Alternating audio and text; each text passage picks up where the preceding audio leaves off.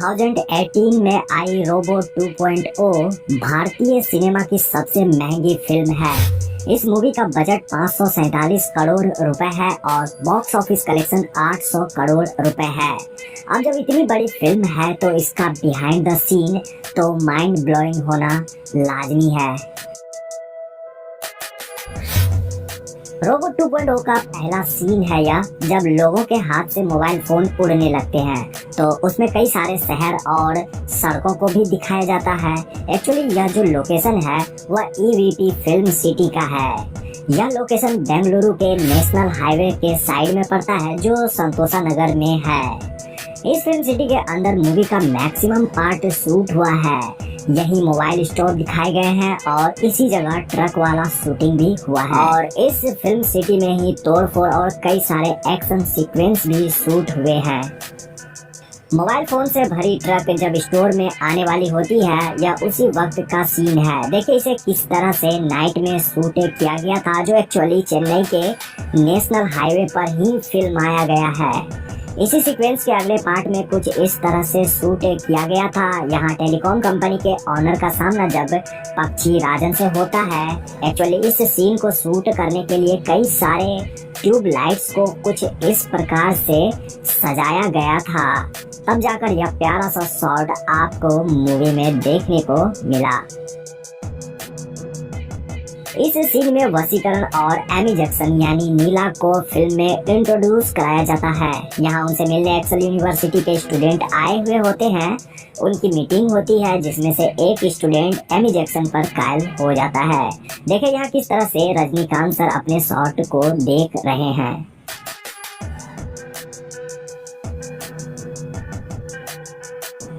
Film में यह उस समय का सीन है जब पक्षीराजन मिलिट्री पर हमला करता है।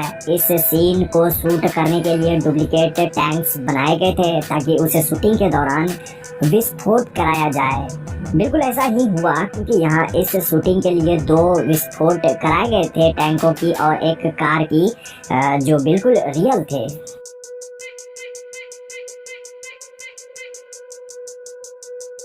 मूवी के अगले सीक्वेंस में पक्षीराजन का शहर में अटैक होता है। यहाँ जो शहर दिखाई गई है वह EVP फिल्म सिटी के ही अंदर का है, जिसे इस फिल्म के लिए ही क्रिएट किया गया था। एंड बाकी बिल्डिंग पे जितनी भी तोड़फोड़ हुई, जो सीन है उसे VFX स्टूडियो में तैयार किया गया था। साथ ही चिट्टी द्वारा किए गए कुछ एक्शन सीक्वेंस 3D मॉडलिंग से भी क्रिएट किए गए हैं।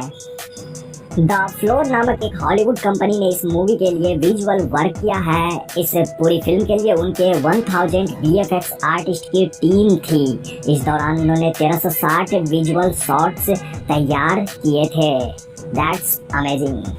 एक्चुअली रोबो 2.0 पहली भारतीय फिल्म है जिसे पूरी तरह से 3D में बनाया गया है। मेरे कहने का मतलब यह है कि कोई भी फिल्म पहले 2D में शूट होती है, फिर उसे कंप्यूटर ग्राफिक्स की मदद से 3D में बदला जाता है। बट रोबो 2.0 के साथ ऐसा बिल्कुल भी नहीं हुआ। ब्लेंडर, रेविट और माया सॉफ्टवेयर से फिल्म को पहले 3D एनिमेशन में बनाया गया था। यूँ तो मूवी में आपको कई सारे ऐसे सीन देखने को मिल जाएंगे जो रियल है ही नहीं। इन सारे शॉट को CGI के द्वारा ही किया गया है।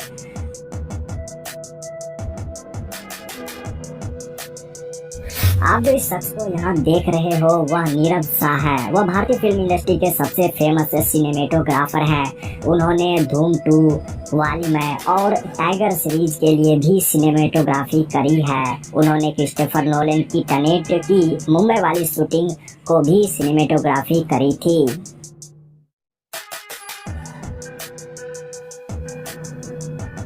मूवी में वसीकरण के लैब को दिखाया जाता है जो पूरे 3 फ्लोर का होता है। एक्चुअली जितने भी इक्विपमेंट्स, रोबोट्स और कई सारी चीजें जो दिखाई जाती है वो पहले ही फ्लोर में उसे तैयार किया गया था, मतलब उसको कॉपी पेस्ट किया गया था।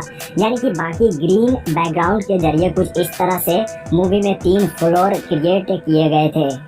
मूवी के इस सीन में पक्षीराजन द्वारा वसीकरण जी के घर पर हमला होता है, उसका यह सीन है। एक्चुअली जितनी भी दीवारें हैं उसे ग्रीन कलर से पेंट किया गया था ताकि बैकग्राउंड को VFX के जरिए बदला जा सके।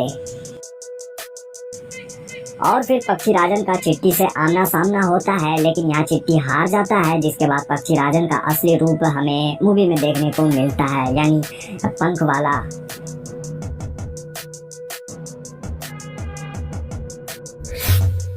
पक्षीराजन के बाद फिल्म में चिट्टी का नया अवतार होता है, यानी रोबोट 2.0। उसका चाल ढाल और रेड कलर के बाल, यानी सब कुछ नया। यहाँ रजनीकांत सर अपना शॉट देखकर हंस रहे हैं।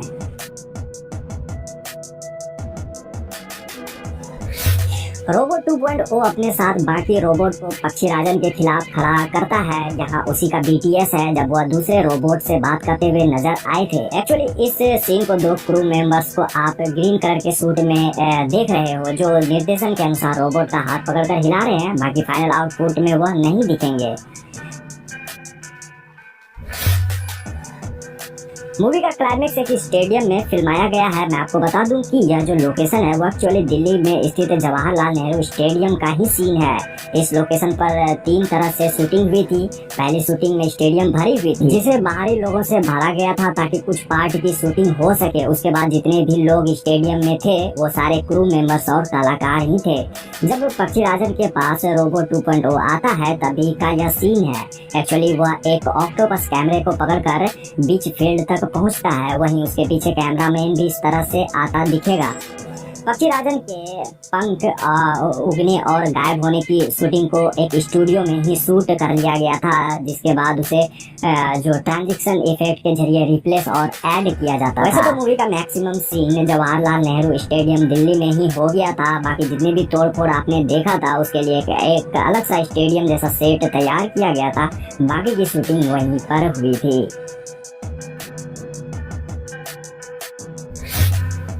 इस फिल्म में अक्षय कुमार साइंटिस्ट रिचर्ड का किरदार निभाते नजर आए हैं, जो एक एक्सपेरिमेंट करते वक्त खुद को भयानक क्रोमैन में बदल लेते हैं।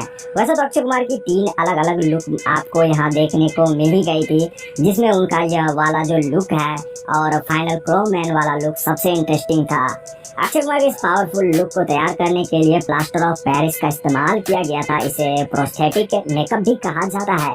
यह प्रक्रिया जो है वो काफी दर्दनाक होता है, क्योंकि अक्षय ने अपने इस मेकअप के बारे में कहा था कि उन्हें इसके लिए रोजाना 4 से 6 घंटे तक एक चेयर पर ही बैठ कर रहना पड़ता था, और तो और 2 घंटे तो मेकअप उतारने में लग जाते थे। यह प्रोसीजर पूरे 40 दिनों तक चलता रहा।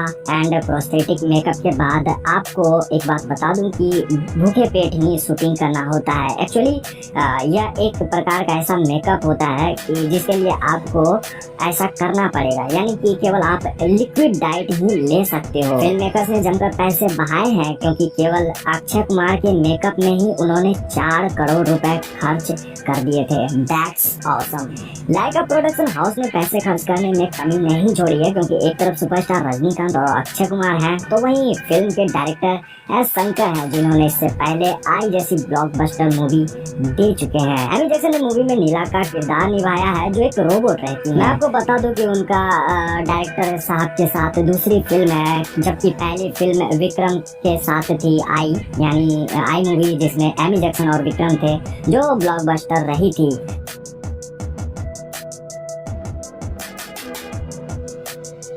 यहाँ आप एमी जैक्सन को एक रोबोट में ट्रांसफॉर्म होते देख रहे हो। रजनी सर की मूवी रोबोट 2.0 और हमारी इंफॉर्मेशन अच्छी लगी हो तो लाइक कर दें। अगर चाहते हैं कि हमारी मुलाकात आप लोगों से होती रहे तो इसके लिए सब्सक्राइब भी कर लेना। Thanks for watching.